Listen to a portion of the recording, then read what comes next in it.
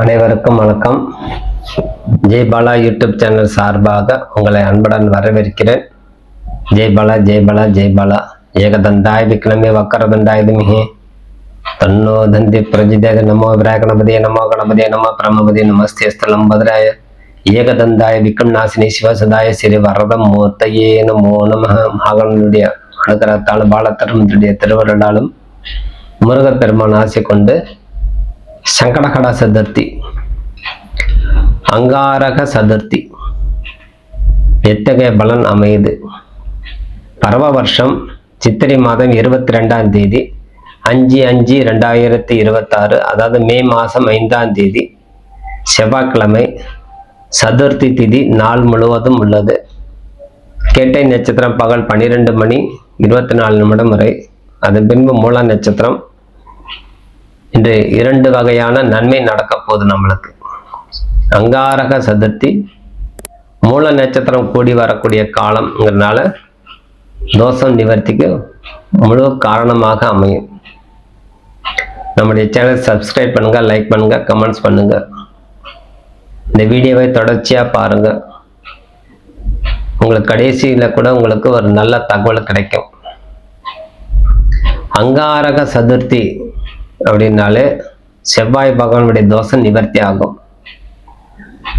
ஆகவே இந்த செவ்வாயுடைய தோஷம் நம்மளுக்கு நிவர்த்தி பண்றக்கூடிய தன்மை அப்ப விநாயகருக்கு உண்டா? முருகப்பெருமான் தானே சொல்றாங்க.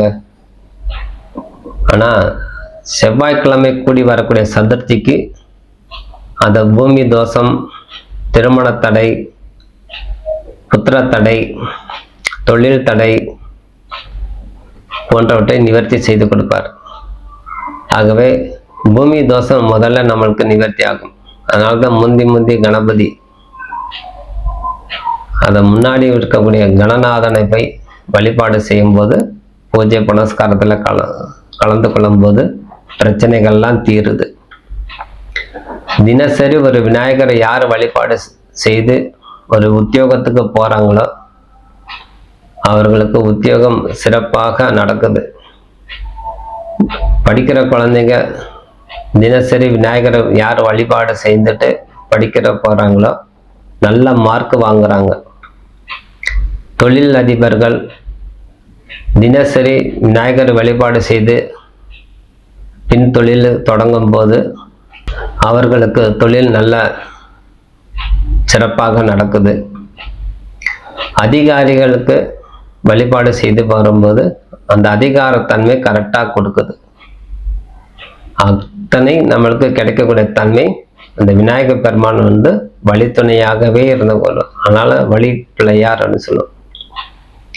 அரச மரக்கில் இருக்கிறார், ஒரு சின்ன மடத்துல இருக்கிறார், வாசல் முன்னாடி உட்காந்து வாசல் பிள்ளையாராக உட்காந்துருக்கிறார், ஆலயத்திலையும் கணபதி உட்காந்துருக்கார். அப்ப எந்த இடம் திரும்பிய திசையெல்லாம் விநாயகர் பெருமான் குடிக்கொண்டு இருக்கிறார். அப்பேற்பட்ட விநாயகரை இந்த சங்கடகட சதுர்த்தியில விரதம் இருந்து வழிபாடு செய்து வரும்போது பலவிதமான நன்மை நம்மளுக்கு கொடுத்துக்கிட்டே இருக்கும். நம்ம குடும்பமாக இருக்கும். நம்மளுக்கு வரக்கூடிய தடைகள் நிவர்த்தி ஆகணும். கண்ணை திறந்தா ஒண்ணு தெரியுது, கண்ணை மூடனா ஒண்ணு தெரியுது. அது மாய உலகம். கண்ணை மூடுனா மாய உலகமா மாறிடும். கண்ணு திறந்துதான் நிஜ உலகத்துக்கு வருவீங்க. ஆகவே இந்த செவ்வாய்க்கிழமை வரக்கூடிய காலத்தில் விரதம் இருந்து வரும்போது கடன் தொல்லை நிவர்த்தி ஆகும். நீண்ட நாள் நான் ஒரு இடம் பார்க்குறேன்னா பூமி தோஷை நிவர்த்தி ஆகும். நீண்ட காலம் பல பிரச்சனை இருக்குது, ஜாதகத்துல தோஷம் சொல்லியிருக்காங்க, அத்தனை நிவர்த்தி ஆகும். ஆனால் இந்த நாள் நீண்ட காலமாக தீராத கடனுக்குள்ள அனைத்தும் கடன் தீர்ந்து விடும். ஜாதகத்தில் சொல்லக்கூடிய செவ்வாய் தோஷம்லாம் நிவர்த்தி பண்ணிவிடும். திருமணம் கை கொடுறது, புத்திர பாக்கியம் கொடுக்கறது, தொழில் வெற்றி அடைவது அனைத்தும் கொடுத்துக்கிட்டே இருக்கும். ஆகவே காரணம் இல்லாமல் எந்த விசேஷமும் கிடையாது. குடும்பத்துல மன மகிழ்ச்சி உண்டாகும். நோய் வாய்ப்பட்டு இருப்பவர்கள் அந்த விரதம் இருந்து வரும் நோய் சீக்கிரமாக குணமாகும்.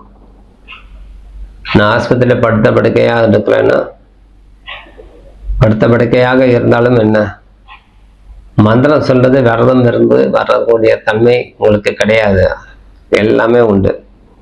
மந்திரம் சொல்றதுக்கு என்ன சிக்கல்? விரதம் இருக்க வேண்டாம். நோய்வாய்ப்பட்டவர்கள் கண்டிப்பாக விரதம் இருக்க வேண்டிய அவசியம் கிடையாது. மனதார விநாயகர் தொழுதுட்டே வாங்க. ஓம் கம் கணபதியே நமோ நம. ஓம் நம கணபதியே நமோ கணபதியே நமோ பிரமபதி நமஸ்தே ஸ்தலம் பத்ரா ஏகதந்தாய விக்ரம்நாசினி சிவஸ்தாய ஸ்ரீ வரதம் மூர்த்தியே நமோ நம. அந்த மந்திரங்கள் வந்து தொடர்ச்சியா சொல்லிட்டு வரணும். 2 எழுத்து ஓம் கம் கணபதியே நமங்கிற மந்திரம் சொன்னது கஷ்டமா கிடையாது. அப்ப அதெல்லாம் சொல்லிட்டு அந்த மூலாதாரத்தை சரியான முறையில இயங்க வைக்கக்கூடியவர் விநாயக பெருமான். அவர் தான் மூலாதார அதிபதி. இன்றைய நட்சத்திரமே கேது. அப்ப கேதுவுடைய நட்சத்திரம் அப்படின்னாலே விநாயகர் அதிபதி ஆயிட்டார். அதான் மூலத்துக்கு அதிபதி கேது பகவான். கேது பகவானுக்கு அதிபதி விநாயக பெருமான். ஆகவே கேது தோஷம் சேர்த்து நிவர்த்தி ஆகும். மாமனாருக்கு ஆகாது, மாமியாருக்கு ஆகாது, நாத்தனாருக்கு ஆகாது, மூத்தாருக்கு ஆகாது, குடும்பத்துக்கே ஆகாது. கடைசியில என்ன சொல்ல, குடும்பத்துக்கே ஆகாது இந்த ஜாதகம். இப்படி எல்லாம் கொண்டு வந்துட்டாங்க. மூல நட்சத்திரம் தோஷங்கிறது யார் சொன்னு தெரியல. ஆகவே இந்த மூல நட்சத்திரம் பிறந்த ஆண் பெண் இருபாலருக்குமே திருமணம் வந்து கைகூட தன்மையை கொடுக்கும். கேது பகவான் அனுகிரகம் அவங்களுக்கு கிடைக்கும். பல தடைகள் வந்து நிவர்த்தி பண்ணும். மனசுமை வந்து குறையும். இந்த மனசுமை வந்து குறைந்தாலே நம்மளுக்கு வாழ்க்கையில தாழ்வான எண்ணம் இருந்து உயர்வான எண்ணம் மாறக்கூடிய தன்மை கொடுக்கும். ஆக இந்த பகவானை நம்ம வந்து நமஸ்காரம் செய்ய செய்ய செய்ய செய்ய நம்மளுக்கு கிடைக்கக்கூடிய ஆற்றல் அதிகரிக்கும். அதனால விநாயகருடைய உபவாசம் எளிமையானது. அவர் வந்து பெருசா உபவாசம் இருந்து எனக்கு வழிபாடு செய்யணுங்கிறது சொல்லவே இல்லை. உபவாசம் இருக்கணும். அவன் நித்தியம் இனி நேரம் கணபதி மனதார வேண்டி இருந்தாலே போதுமானது. சாப்பிடாம இருக்க சொல்லவே இல்லை கணபதி. நீ நினைத்தே நீ செய் அனைத்து பணி. நீ வேலை செய்றியா, ஒரு வேலை தோட்டையா விநாயகா கணேஷா அப்படி சொல்லி தொடு. தானாவே அந்த வேலை சீக்கிரம் முடியும். நான் வந்து உனக்கு துணையாக இருந்து அந்த வேலையை வந்து நடத்தி கொடுப்பேன் அப்படின்னு அவர் மனதார உணர்த்தி கொண்டே இருப்பார். அது அனுபவப்படும் போது தான் தெரியும். நம்ம சொல்லும் போது என்னடா இந்த மாதிரி அவங்கெல்லாம் சொல்றாங்க அப்படின்னு நினைக்க முடியுங்க.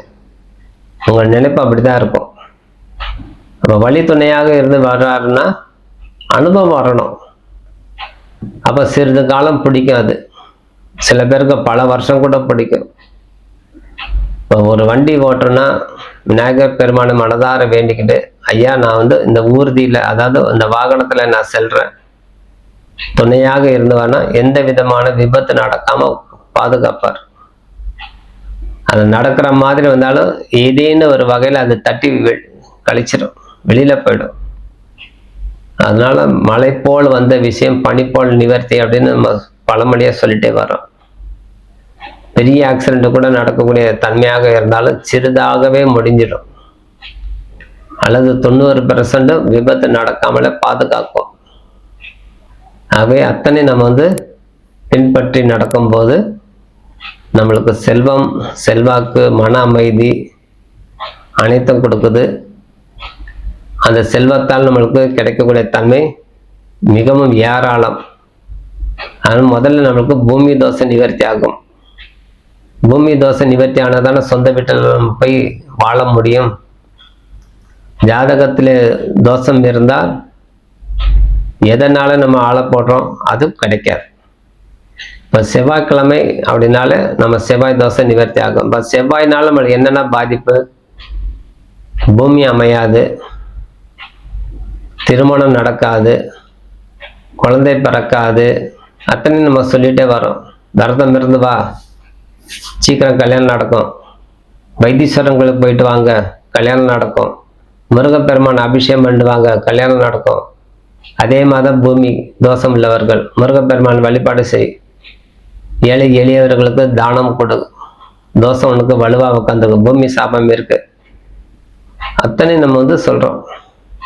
அப்ப அத்தனை நம்ம வந்து பின்பற்றி வாழ்க்கையில நம்ம வந்து சரியான முறையில் நம்ம கொண்டு போகும்போது பலவிதமான குறைகளை வந்து நம்ம நிவர்த்தி பண்ணி இந்த நாளில் நம்மளுக்கு கிடைக்கக்கூடிய தன்மை என்ன? அங்காரகன்னா செவ்வாய். அதனால நம்ம 16 சிவம் பெற்று வாழணும்னு சொல்லி ஆசீர்வாதிப்பாங்க சில பேர். 16 பெற்று பெருவாழ்வு வாழ்க. அப்ப அதுல நம்மளுக்கு நிறைய உண்டு. 16 வகையான செல்வம் வேணும். அதுல முதல் செல்வம் நம்மளுக்கு என்ன? நோய் இல்லாமல் வாழணும். நோய் இல்லாமல் வாழ்ந்தால அனைத்து செல்வம் பெற்றதுக்கு சமம்.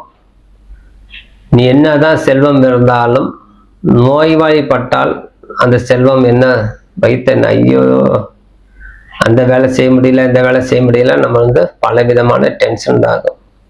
ஆரோக்கியம் வேண்டி அந்த அங்காரக சதுர்த்தியில் விரதம் இருந்து வழிபாடு செய்து வரும்போது கைமேல் பலன் கொடுக்கும் சொல்லி விடைபெறுகிறேன். நன்றி, வணக்கம்.